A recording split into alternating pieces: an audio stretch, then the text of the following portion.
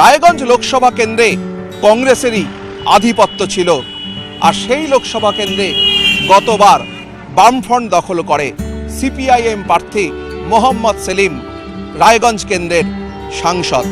গত 5 বছরে কি কাজ করলেন মোহাম্মদ সেলিম? সাধারণ মানুষ থেকে রাজনৈতিক নেতারা, বিরোধী দলের নেতারা, তারা কি সাংসদের কাছে খুশি?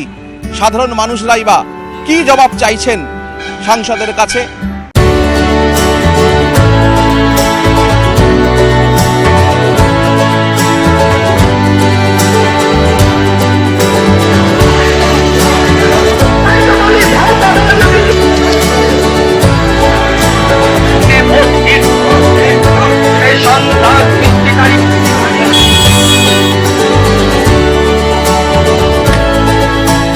আমরা শুনবো সাধারণ মানুষ থেকে রাজনৈতিক ব্যক্তিত্ব থেকে সমাজের সর্বস্তরের মানুষ, তারা কি বলছেন মোহাম্মদ সেলিমের কাছে, কি জবাব চাইছেন তারা।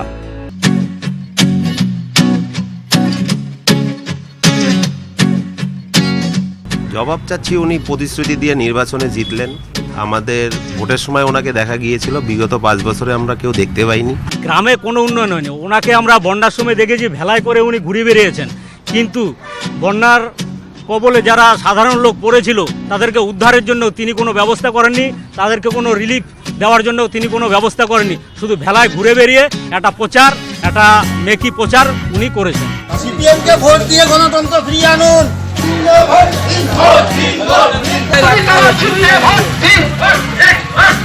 তো উনি যদি শুধু ভোটের সময়ই আমাদের সঙ্গে দেখা করেন, তাহলে সাংসদ হিসাবে আমাদের জন্য কি করছেন?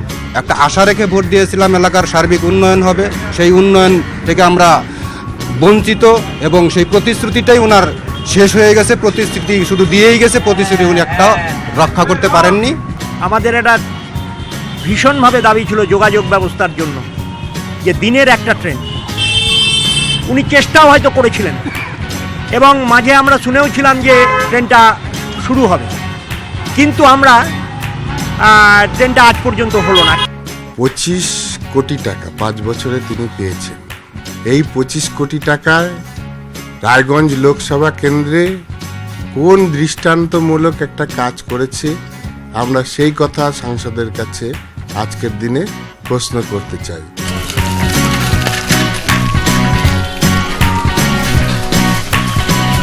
রায়গঞ্জ লোকসভা কেন্দ্রের সাধারণ মানুষের সঙ্গে এতক্ষণ আমরা কথা বলছিলাম। তারা সাংসদ মোহাম্মদ সেলিম, যিনি 5 বছর ছিলেন এই কেন্দ্রে, তার কাছে কি জবাব চাইছিলেন, কি অভাব অভিযোগ তাদের, তা শুনছিলাম। এবার আমরা কথা বলবো এই রায়গঞ্জ লোকসভা কেন্দ্রেরই বেশ কয়েকজন তৃণমূল কংগ্রেসের কর্মী এবং সমর্থকদের সঙ্গে। তারা কি বলছেন সাংসদ সম্পর্কে। সাংসদ মোহাম্মদ সেলিম কি জবাব চান? বিগত 5 বছর আগে আমরা মোহাম্মদ সেলিমকে, রায়গঞ্জবাসীর মানুষ তাকে নির্বাচিত করেছিলেন বিভিন্ন দাবি দাওয়া এবং আশা আকাঙ্ক্ষার পরিপ্রেক্ষিতে। মানুষ একটা আশা এবং আবদার নিয়েই মোহাম্মদ সেলিমকে নির্বাচিত করেছিলেন। যেহেতু তিনি মানুষের ভোটে নির্বাচিত হয়েছেন, তাকে আমরা সাংসদ হিসাবে সব দলই মেনে নিতে বাধ্য। গণতান্ত্রিক পদ্ধতিতে আমরা মেনেও নিয়েছিলাম, কিন্তু দুঃখের বিষয়, আমরা বিগত 5 বছরে সাংসদকে 5 দিনও আমাদের নিজেদের এলাকায় কখনো দেখি নাই। আমরা মাঝে মধ্যে ওনাকে শুধু একটু টিভিতে দেখি, ডিবেটে। কিন্তু রায়গঞ্জবাসী শুধু নয়, আমাদের রায়গঞ্জ লোকসভায় অত্র উত্তর দিনাজপুর জেলার জন্য বিগত 5 বছরে উনি দৃষ্টিনীয় কোনো কাজ করেছেন বলে আমাদের মনে হয় না। আমরা কোনোদিনই ওনার কাছ থেকে কোনো রকম সাংসদ তহবিল থেকে একটা সামান্য, আমাদের যে জায়গাটায় আপনারা আজকে এসছেন, আমাদের রায়গঞ্জ ব্লকের একটা দীর্ঘই জিপি, সেখানে আমরা হলপ করে বলতে পারি সমস্ত জিপিতে আপনারা যদি ঘুরে বেড়ান, কোথাও সাংসদ তহবিল থেকে একটা ন্যূনতম কোনো কাজ আমরা দেখতে পারি না। উনি বলে গেছিলেন যে আমাদের ট্রেন দিবে, এইমস হাসপাতালের জন্য আবার পুনরায় দাবি করবে, কিন্তু কোনো কিছুই হয়নি। আমাদের ন্যূনতম অঞ্চলের কোনো একটা রাস্তাঘাটও আমরা দেখতে পাইনি, আমরা কোনোদিন চোখেই দেখতে পাইনি আমাদের এখানে। তো আর কি হবে? তার কাছে জবাব করার চাওয়া যায় যে কিছু কাজ করে, তিনি তো কোনো কাজই করেনি, এর কাছে কি জবাব চায়? রায়গঞ্জের গত 5 বছরে রায়গঞ্জ লোকসভা কেন্দ্রের মানুষ দেখেছেন যে মানুষের দাবি দেওয়া লড়াই করে ছিনিয়ে আনতে কমরেড মোহাম্মদ সেলিম কিভাবে পার্লামেন্টের ভেতরে লড়াই করেছেন, শুধু পার্লামেন্টের ভেতরে না, আবার এই লোকসভা কেন্দ্রের বিভিন্ন বিধানসভার ভেতরে মানুষের সঙ্গে থেকে যে লড়াই, সে লড়াইয়েও তিনি অংশগ্রহণ করেছেন। শুধু উনি মুসলমান পাড়ায় গিয়ে মুসলমানদেরকে সুযোগ দিয়ে ভোটটা আদায় করেন, সম্পূর্ণ ব্লাফ কথা। আজ পর্যন্ত কোনো গ্রামে কোনো উন্নয়ন করেনি। পৌরসভা চালাচ্ছি আমি, পৌরসভার উপপৌরপতি। আজকে রায়গঞ্জ শহরের জন্যে যে টাকা, যদি কিছু টাকা দিত, সেটা তো রায়গঞ্জ শহরের ডেভেলপমেন্টে আমরা খরচা করতাম। আমরা 20 মাস রায়গঞ্জ পৌরসভায় ক্ষমতায় এসেছি তৃণমূল, কিন্তু এখানে একটা টাকা সাংসদ মহাশয় তিনি দেননি রায়গঞ্জের মানুষের, যাতে আমরা করে পরিষেবা দিতে পারি। সেসব কোনো কিছুই ইনি করেন।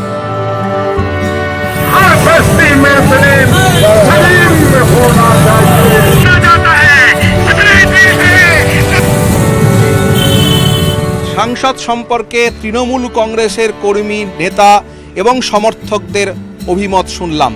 তারা কি জবাব চাইছেন সেটাও জানলাম। এবার অন্য রাজনৈতিক দল, তাদের কথাও আমরা শুনব। তারা সাংসদ মোহাম্মদ সেলিমের কাছে কি জবাব চাইছেন।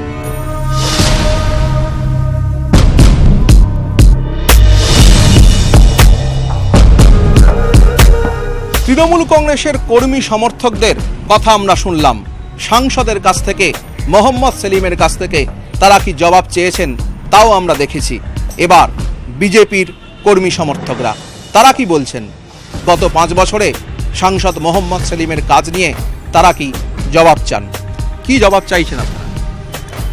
আমরা ওনার প্রতিশ্রুতিগুলো যেগুলো উনি দিয়েছিলেন সাধারণ জনগণকে, খেটে খাওয়া মানুষকে, যে প্রতিশ্রুতি উত্তর দিনাজপুরের রায়গঞ্জ লোকসভার বাসীকে দিয়েছিলেন, ওনার কাছে আমাদের যে দাবি সেটা তো ছিলই। উনি প্রতিশ্রুতি পূরণ করেননি, কেন করেননি ওনাকে জবাব দিতে হবে। সাংসদ কোটার টাকাগুলো, এমপিল্যাডের টাকা উনি কোথায় খরচ করলেন, কিভাবে করলেন কেউই জানে না।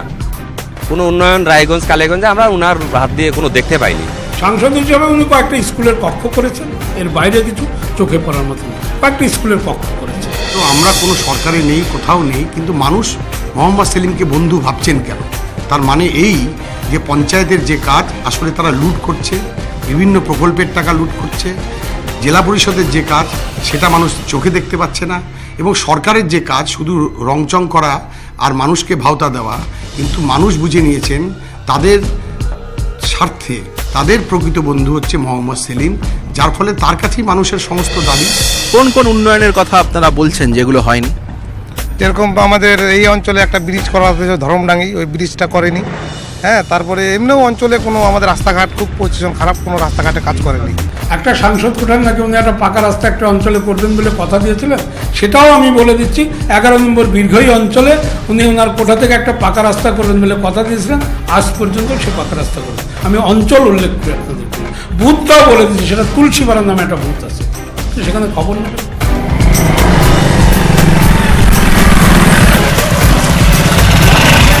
প্রতিশ্রুতি ছিল একজন সাংসদ হিসাবে এই এলাকার বিমানবন্দর হবে, এই এলাকার বিমানবন্দর, রেল পরিষেবা, রাস্তাঘাট, এবং একজন সাংসদ হিসাবে আজ পর্যন্ত একটা ব্রিজ, যে ব্রিজের অভাবে আমরা আজকে এখানকার মানুষ বাসই যেতে 22 থেকে 24 কিলোমিটার ঘুরে যেতাম। এটা তার মধ্যে পড়ে, তার করা উচিত ছিল। উনি 2-3 বার শহরে মাইকিংও করেছেন যে একটি ট্রেন সকালে এখান থেকে দিল্লি কলকাতায় ছুটবে। এসব মিথ্যা প্রতিশ্রুতি দিয়েছেন, মানুষকে ভাওতা দিয়েছেন। বিজেপির কর্মী সমর্থকদের কথা আমরা শুনলাম। এবারে আবার অন্য কোনো রাজনৈতিক দলের নেতা কর্মীরা কি বলছেন সাংসদ সম্পর্কে সেটাও দেখব।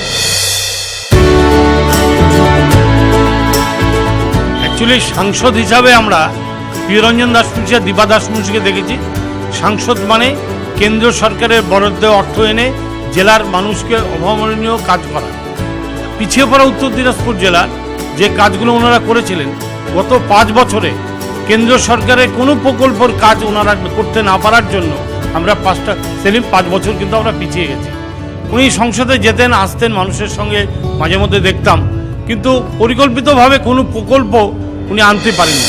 কংগ্রেস তার ভেতরের যে অংশ আছে তারাও মনে করছেন যে মোহাম্মদ সেলিম হচ্ছে প্রকৃত মানুষের বন্ধু, এবং মানুষের জন্যই তিনি লড়াই করেছেন পার্লামেন্টে, এবং সেই অংশের ভেতরের মানুষও চাইছেন এরকম একজন ধর্মনিরপেক্ষ প্রগতিশীল মানুষ, বামপন্থী মানুষ, রায়গঞ্জের মানুষের দাবি দেওয়াটা যিনি উত্থাপন করতে পারেন তাকেই নির্বাচন করা দরকার। আমরা তাদের কাছেও আবেদন করেছি, তারাও আমাদেরকে বলেছেন যে তারা ভোট দেবেন মোহাম্মদ সেলিম। 5 বছর আপনার 7.5 কোটি টাকা আপনি খরচা করতে পারেননি, জনগণের উন্নয়নের টাকা কেন খরচা করতে পারেননি? কেন্দ্র সরকারের কোনো প্রকল্প আনতে কেন ব্যর্থ হয়েছেন? প্রিয়রঞ্জন দাশমুন্সির যে এইমস রায়গঞ্জে তৈরি করতে চেয়েছিল সেটা অন্যত্র নিয়ে গেল, তার জন্য সংসদে আপনার কি ভূমিকা ছিল? এটা সবচেয়ে বড় জবাব। কেন কেন্দ্রের পরিকল্পনার কোনো অর্থ আমাদের জেলা মানুষের জন্য বরাদ্দ হয়? রায়গঞ্জ লোকসভা কেন্দ্রের সাধারণ মানুষ থেকে শুরু করে সমাজের সর্বস্তরের মানুষ, বিরোধী রাজনৈতিক দলের নেতারা, সাংসদ মোহাম্মদ সেলিম এই কেন্দ্রে গত 5 বছরে কি কাজ করেছেন এবং কি কাজ করেননি তা নিয়ে সাংসদের কাছে জবাব চেয়েছেন আমরা দেখেছি। এবার আমরা দেখব মোহাম্মদ সেলিম গত 5 বছরের সাংসদ, এবারের সিপিআইএম প্রার্থী রায়গঞ্জ লোকসভা কেন্দ্রের, তিনি কি জবাব দেন।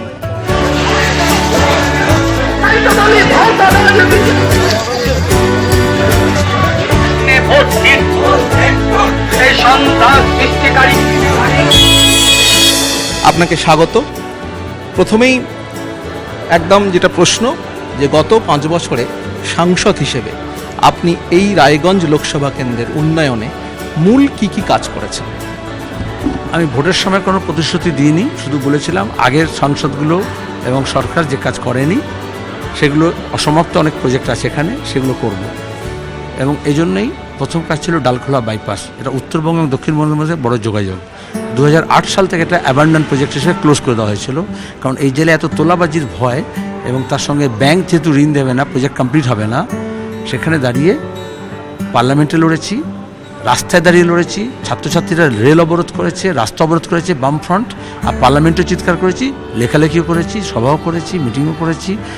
তারপরে ইপিসি করে, যেমন টেন্ডার হয়, কিন্তু 4 বার টেন্ডার হয়েছে একটা প্রজেক্টে, কিন্তু কেউ আসেনি বড় কোম্পানি। তখন ইঞ্জিনিয়ারিং, প্রকিউরমেন্ট অ্যান্ড কনস্ট্রাকশানে অরুণ জেটলির সঙ্গে লড়েছি, শুধু গ্যাটকারি নয়। তারপরে সেটা টাকাটা স্যাংশন করে এখন সে কাজটা দ্রুততালে হচ্ছে, লোকের আশীর্বাদও পাচ্ছি। এবং এই বর্ষার পরে যেহেতু রাস্তা আবার ধসে না যায়, একটা বর্ষা পার করতে হয়, ব্রিজগুলো প্রায় তৈরি হচ্ছে, যে এরপরে যে 2 ঘন্টা 2.5 ঘন্টা জ্যামে আটকাতে হবে না। একইভাবে দেখবে যে এত সব হওয়ার পরেও একেবারে সে আমার এই জেলা থেকে ইসলামপুর পর্যন্ত 4 লেনটা হয়নি, মাঝখানে কিষানগঞ্জের পোর্শনটা হয়েছে। বারসই ব্রিজ নিয়ে একটা মানুষের রয়েছে, যেটা হবার কথা ছিল। হ্যাঁ, অবশ্যই হবে। প্রথমে আমরা কেন্দ্রীয় সরকারকে আমি লিখি, বারসই ব্রিজ আমারই কনসেপ্ট, কারণ আমাদের এই জেলাটা হচ্ছে, রায়গঞ্জ শহরটা হচ্ছে উত্তর দক্ষিণ, অথচ পূর্ব পশ্চিম না হলে শহর বাড়বে না। তো আমি সেটা বলি যে একদম বাংলাদেশ থেকে বিহার পর্যন্ত একটা রোড দরকার, যেখানে দাঁড়িয়ে তাহলে পূর্ব পশ্চিমও বাড়বে। এবং সেখানের জন্য মাঝখানে নাগর নদী আছে, কুলিক নদী আছে, আর বার্ষিকতে ট্রেন ধরতে যায় লোকে, রায়গঞ্জের লোকের অসুবিধা হয়, কোনো মেইন লাইন থেকে আলাদা, এটা সাইড লাইনে। সেটা আমরা যখন কনসেপ্ট করি, কেন্দ্র সরকার, আমি এবং কাটিহারের যিনি এমপি ছিলেন, জয়েন্টলি আমরা চিঠি লিখি, তারেক আনওয়ার, কেন্দ্র সরকার রাজি হয়ে যায়, কিন্তু বিহার সরকার, পশ্চিমবঙ্গ সরকার এবং কেন্দ্র সরকার মিলিত হয়ে করতে হবে, দুটো রাজ্যের মধ্যে ইন্টারস্টেট। রাজ্য সরকার কিছুটি প্রজেক্ট করতে দিল না, এবং বিহার সরকার রাজি হয়ে গিয়েছিল, কেন্দ্র সরকার রাজি হয়ে গিয়েছিল, রাজ্য সরকার বললো আমরা করবো, উত্তরবঙ্গ উন্নয়ন পর্ষদ থেকে করবো, ওটা করতে পারে না। তো তারপরে সেটা লড়ে এখন ভারতমালা প্রজেক্টে সেটাকে অন্তর্ভুক্ত করা হয়েছে এবং সেটা স্যাংশন হয়েছে, এবং সেটা আরও বড় হবে, কারণ একেবারে তোমার গিয়ে হিলি থেকে যে বর্ডারের রাস্তাটা আসছে, সেটা কালিয়াগঞ্জ হয়ে যখন সে উত্তরের দিকে যাবে, এশিয়ান হাইওয়েতে যুক্ত হবে আমাদের এই NH 34-31-এর চড়া হওয়ার সঙ্গে, সেটাকে পূর্ব দিকে টেনে নিয়ে গিয়ে এই নাগর ওপরে ব্রিজ করে নিয়ে বারসই হয়ে কাটিহার দিকে যাবে। তাহলে একটা শর্টকাটও হবে উত্তর বিহারের সঙ্গে, উত্তর ভারতের সঙ্গে, এবং সেই ব্রিজ স্যাংশন হয়েছে, এখন সার্ভে হচ্ছে। সরকার জমি অধিগ্রহণ করে দিলে কাজটা শুরু হবে। পশ্চিমবঙ্গে অনেক প্রজেক্ট হয় না, কারণ জমি অধিগ্রহণ করে না, তো এটার ক্ষেত্রে তারা বাধ্য করতে, কারণ এটা যে আইনে হচ্ছে, যেহেতু ইন্টারন্যাশনাল রোড হিসেবে হবে, সুতরাং তার জমি, তারা ইতিমধ্যে রাস্তা আছে, তারা চড়া করতে হবে।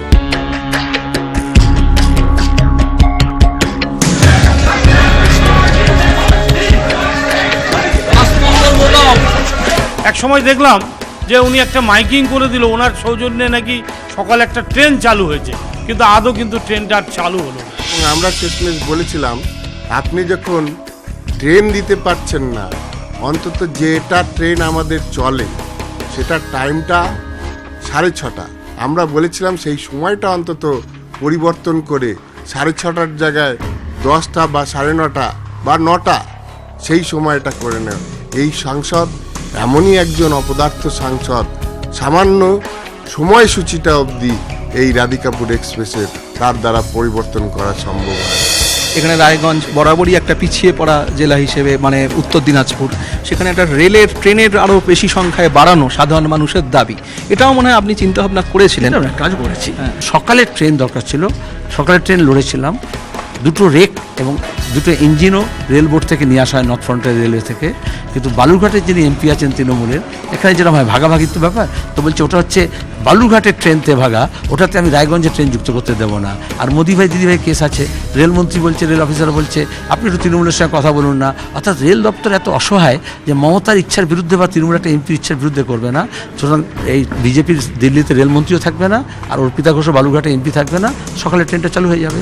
কারণ রেক এসে পড়ে আছে, শুধু ওরা ওই ট্রেনের সঙ্গে যুক্ত করতে দিতে চাইছে না।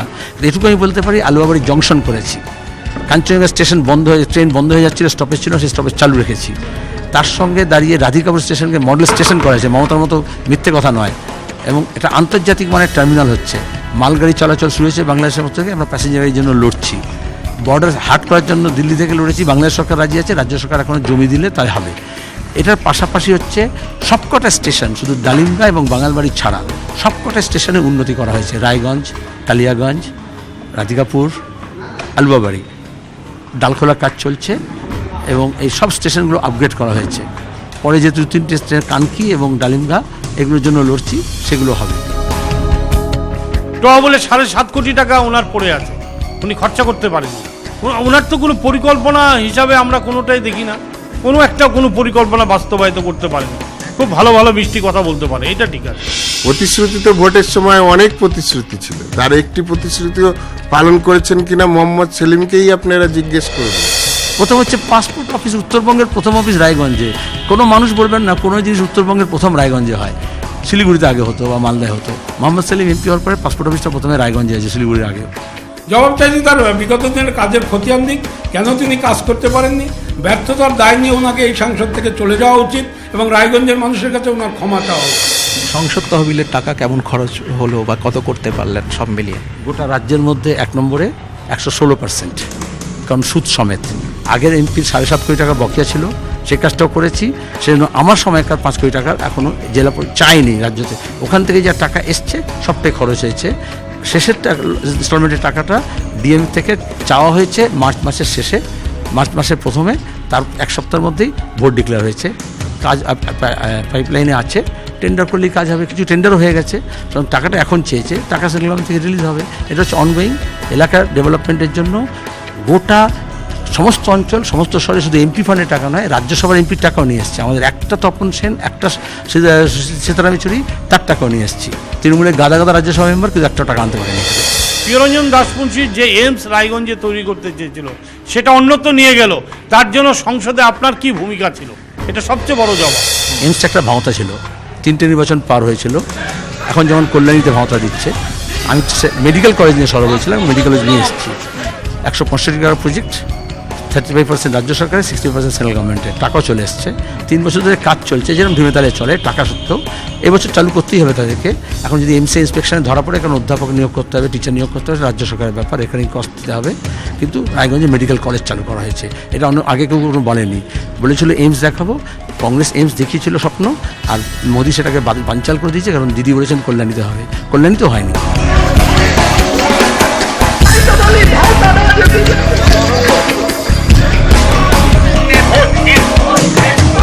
উনি 100% সাংসদ হিসাবে আমাদের রায়গঞ্জ কেন্দ্রের ফেল। তো নতুন করে আমাদের কাছে ভোট চাইবার আর কিছু নেই, ওনার আমাদের মাঝে এসে নতুন করে বলবারও আর কিছু নেই। আমাদের দৃষ্টিতে সেলিম সাহেব ব্যর্থ সাংসদ। জেতার ব্যাপারে কতটা আশা? মানুষ জেতাবে, মানুষের সঙ্গে ছিলাম, আছি, থাকবো। গতবার অনেক মিথ্যাচার ছিল, অনেক অপপ্রচার ছিল। এখন এখানে এমন কিছু টাকা পয়সা খেলতে হতে পারে, কিন্তু মানুষ একবার সিদ্ধান্ত নিয়ে নিলে মানুষ শেষ কথা বলে নির্বাচনে, কোনো চ্যানেল নয়, কোনো সার্ভে নয়। ধন্যবাদ। আমরা এতক্ষণ কথা বলছিলাম রায়গঞ্জ কেন্দ্রের বামফ্রন্ট মনোনীত সিপিআইএম প্রার্থী মোহাম্মদ সেলিমের সঙ্গে। তিনি জেতার ব্যাপারে যথেষ্ট আশাবাদী এবং যে বিরোধীরা বলছেন যে ভোট কাটাকাটির অঙ্ক বিজেপির বা তৃণমূল কংগ্রেসের ভোট অনেকটা বাড়িয়ে দেবে, তাতে কিন্তু রাজি নয়, একেবারেই রাজি নয় এই স্বীকার করতে মোহাম্মদ সেলিম। এবং সেই সঙ্গে জবাব চাই, জবাব দিন আমাদের যে অনুষ্ঠান, সেই অনুষ্ঠানে সাধারণ মানুষের সাংসদের প্রতি যে জবাব, সেই জবাবের উত্তর দিলেন মোহাম্মদ সেলিম।